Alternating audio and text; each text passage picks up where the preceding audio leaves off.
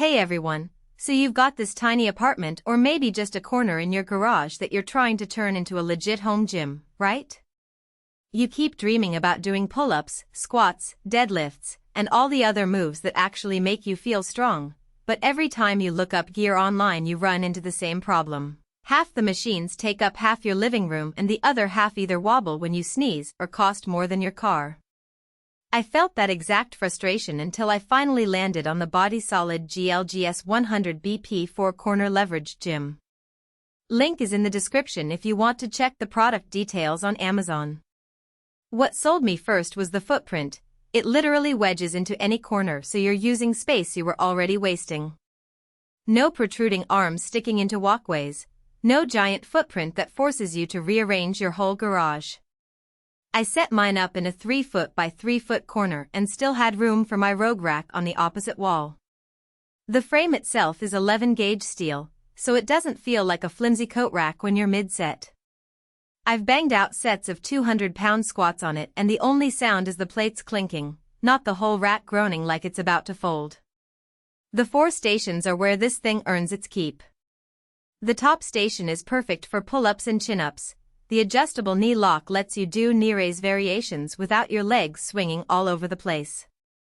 The low station is deadlift central, flat base, solid footplate, no weird angles that throw off your form. There's also a dip station that flips down when you need it and tucks away when you don't, plus a low row station with a lat bar so you can hit upper back work without bolting extra hardware to the wall. Every attachment stores on the back of the frame, so your floor stays clear and you're not tripping over straps mid-workout. Adjustability is the real hero here. The knee lock slides up and down in half-inch increments, so whether you're 5 feet 2 inches or 6 feet 5 inches you can dial in the exact height that keeps your torso vertical on pull-ups. The footplate on the deadlift station tilts slightly to match your natural pull angle, which made a huge difference for my lower back comfort compared to the flat plates on cheaper setups. I also like that the dip handles rotate 360 degrees, great for archer dips or tucked knee raises when you want to switch up the challenge without swapping bars. Storage is one of those things you don't think about until you're drowning in loose bands and ankle straps. The back of the frame has 4 built-in pegs that hold everything from resistance bands to TRX straps to my jump rope.